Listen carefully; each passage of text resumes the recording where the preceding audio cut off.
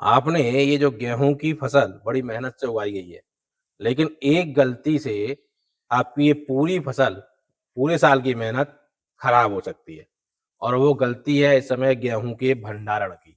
अगर आपने उचित तरीके से इस गेहूँ का भंडारण नहीं किया, तो गेहूँ का भंडारण करते समय क्या सावधानियाँ रखनी चाहिए? किस तरह से गेहूँ का भंडारण करना चाहिए? और क्या तरीका होना चाहिए गेहूँ के भंडारण का, जिससे आपकी फसल पूरे साल भर सुरक्षित रहे? इसके बारे में बातचीत करेंगे। मेरे साथ में भाग सिंह सिकरवार जी होंगे, उनसे जानेंगे कि वो अपने गेहूँ का भंडारण ये किस तरह से आप देख रहे हैं यहाँ से वहाँ तक, किस तरह से करते हैं? क्या-क्या सावधानियाँ रखते हैं? और क्या-क्या चीज़ें ध्यान रखते हैं जिससे गेहूँ की उनकी फसल पूरे साल भर तक सुरक्षित रहती है? भंडारण में सबसे पहले मैं ये जानना चाहूँगा हमारा किसान क्या-क्या गलतियाँ करता है जिसकी वजह से उसको समस्याओं का सामना करना पड़ता सिंह साहब, गेहूं के भंडारण में सबसे पहले तो ये समझना जरूरी होगा कि ये जो कीड़ा जो लगता है, जिसको घुन कहते हैं, पई दो तरह के होते हैं, पई होती है, सुंडी होती है। है?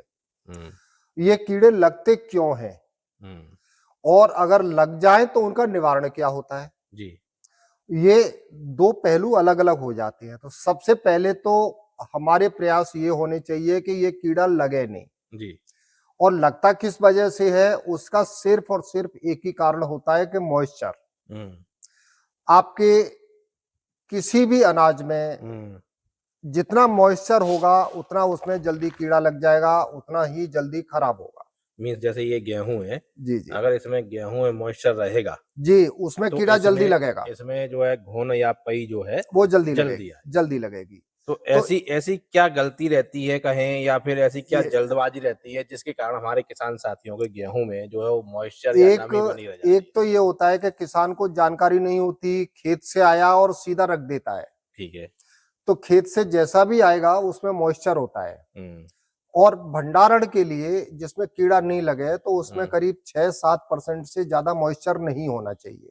अच्छा अब ये 6-7% हमारा किसान कोई मापक यंत्र तो होता नहीं हाँ, किसान पे? किसानों पर नहीं होता, हुँ, लेकिन एक मॉइस्चर कंटेंट मीटर आता है। ठीक है। उसे अगर जो है ना किसी भी अनाज में डालो तो उसमें कितना परसेंट मॉइस्चर है वो पता चल जाता है। हुँ। लेकिन जनरली किसानों पर नहीं होता। हाँ जनरली क्या अधिकतर पे नहीं होता। हाँ, अगर 2-1 रेयर ही परसेंट पे हो तो बहुत बड़ी बात मंडियों है। पे रखते हैं, और हुँ। जो बीज का काम करते हैं उनके लिए तो कंपलसरी होता है नहीं ये। वो नहीं तो रखना पड़ेगा भई। गवर्नमेंट के हिसाब से भी हुँ, वो एक मैंडेटरी है। ठीक है। तो उसमें एक जनरल किसान के लिए हम बताते हैं कि खेत से जब भी कोई अनाज आता है जिसका आपको भंडारण करना होता है, उसको कम से कम 4-5 दिन आप जो है धूप में या छाया में जो है ना उसको सुखा लेना चाहिए। अच्छा तेज़ धूप में सीधा सुखा सकते हैं? हाँ हाँ, सुखा सकते हैं उसको। अच्छा। मतलब शुरुआत की कोई ऐसी दिक्कत नहीं रहती, हुँ, लेकिन छाया में सुखा लिया जाए वो ज्यादा अच्छा रहता है। अच्छा। और उसको कम से कम नहीं तो दिन में एक बार पलट देना चाहिए उसको। और थोड़ा हाथ मारते रहना हाँ, हाथ चाहिए मार और करके जैसे उसको जैसे कुरेद पड़ा हो देना। तो हाँ हल्का हाँ, बस थोड़ा बस सा कुरेद उसको देना चाहिए उसको। जिससे दाने ऊपर नीचे जी होते जी रहें। जी, 4-5 दिन में जो है ना वो ठीक हो जाता है। हुँ, तो उसका मॉइस्चर कंटेंट कम हो जाता है, तो आपका कीड़ा लगने का जो है ना 80% चांसेस कम हो जाते हैं। ठीक है। 20% कीड़ा लगता है, हुँ, 20% चांसेस रहते हैं। हुँ, वो बाद में एटमॉस्फेयर के ऊपर भी डिपेंड करता है कि अगर हुँ, एटमॉस्फेयर में क्लाइमेट में अगर मॉइस्चर हुँ। कंटेंट ज्यादा हो गया तो भी आपके उसमें आ जाएगा। अच्छा ये तो बात हो गई कि जब हमारा खेत से गेहूँ आया और हमने उसका मॉइस्चर सही से नहीं सुखाया, तो ये घुन और पई ही आएगा। जी। अब लेकिन अब जो है दूसरी बात आती है कि पहले तो हमें जो भी है अनाज उसको सुखा लेना चाहिए। ठीक है। अब दूसरी बात ये होती है कि उसमें आपकी दीवार हो गई, फर्श हो गई, उससे मॉइस्चर उसमें जाए नहीं, वापस से। वापस नहीं जाए। हुँ, अगर आप कच्चे फर्श में रख दोगे हुँ, तो आपका सुखाना नहीं सुखाना एक बराबर होगा। जमीन से जो है ना आपके कच्चे फर्श से जो है ना वो मॉइस्चर खींच लेगा। अच्छा। जहां पे उसका बैग रखोगे, बैग के नीचे मॉइस्चर जो है ना आ ही जाएगा, उसकी सीलन आ जाएगी और वो उसको खींच लेगा, उससे कीड़ा आ जाएगा आपका जल्दी। हुँ, जब भी आप देखोगे अगर कच्ची मिट्टी में जो है ना अगर आप बोरी को रख दो उसमें कीड़ा जल्दी लग जाएगा। हुँ, और फर्श पे अगर ऐसे पे रखो जिसमें कि सीलन नहीं आती हुँ, हुँ। तो उसमें कीड़ा नहीं आएगा आपका। तो क्या उसके लिए क्या उपाय अब करना चाहिए अब किसान भाइयों उसके को? लिए 2-3 है, हुँ, 3 तरीके हैं। जी, एक तो लकड़ी के ऐसे फ्रेम से बना करके जिससे कि एक जमीन से 4-5 इंची ऊपर जो है ना स्टैकिंग हो, तो उससे नीचे से हवा भी लगती है, लेकिन वो एक्सपेंसिव होता है। ठीक है, हर किसान के पास हर किसान नहीं कर पाता। किसान क्या जो है ना, वो जो एफसीआई वगैरह है वो भी नहीं कर पाते हैं। बड़े बड़े जो गोदाम बड़े बड़े वो भी नहीं कर सरकारी पाते गोदाम हैं। वो भी नहीं कर पाते। वो भी क्योंकि एक तो हैवी होता है, लेबर आजकल जो है ना मेहनत करना नहीं चाहती, उनको उठाने धरने में भी काफी दिक्कत आती है। बिल्कुल। तो एक तो ये हो गया तरीका। दूसरा तरीका ये होता है कि आप जो भी, एक तो पक्का फर्श होना जरूरी है। कच्चे फर्श पे कभी स्टैकिंग नहीं करनी चाहिए, उसमें आपकी मॉइस्चर आएगा ही आएगा। मतलब कच्चे फर्श पे अगर हम भंडारण करेंगे तो मॉइस्चर नहीं, मॉइस्चर आएगा ही आएगा। अगर कच्चे फर्श पे आपको करना है तो कम से कम भूसा जो है ना 4-5 इंची आपको जो है ना बिछा लेना चाहिए, जिससे कच्चे फर्श पे हम जा रहे हैं तो पहले एक भूसे की लेयर बिछाएं। भूसे की लेयर 4 से 5 इंची की बिछा लेनी चाहिए, जिससे कि जो जमीन का मॉइस्चर है वो भूसा एब्जॉर्ब कर लेगा और आपके उसमें अनाज में नहीं जाने देगा जी।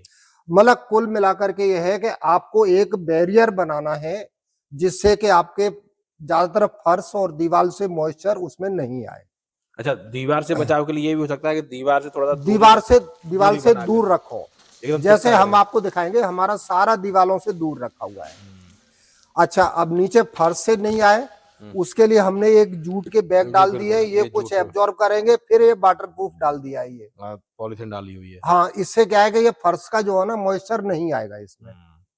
ठीक है, एक तो ये हो गया। मतलब आपको कुल मिलाकर के ये है कि सबसे एक ही बात होती है और एक ही एक रीजन होता है कि मॉइस्चर। आपको मॉइस्चर जो है ना पहले कम करके रखना है और बाद में जो है ना फर्श और दीवार से मॉइस्चर को बचाना है।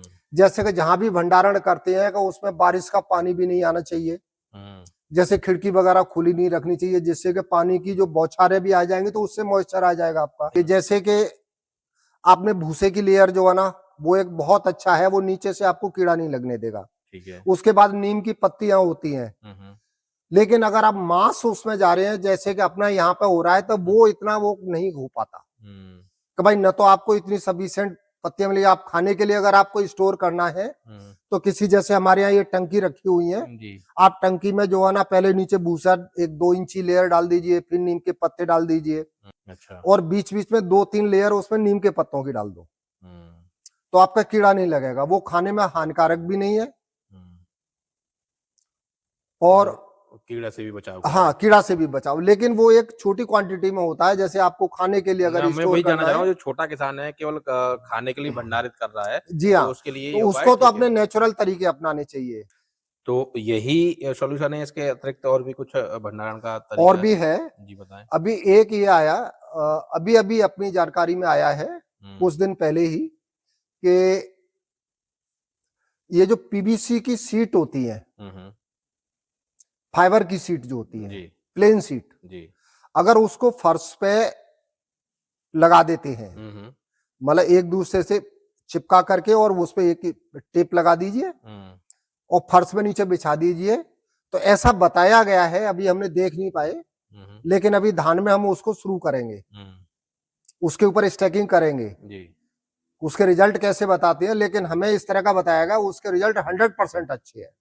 मींस जो फर्श से जो है ना बिल्कुल सील को रोक देगा, बिल्कुल सील को रोक देता है।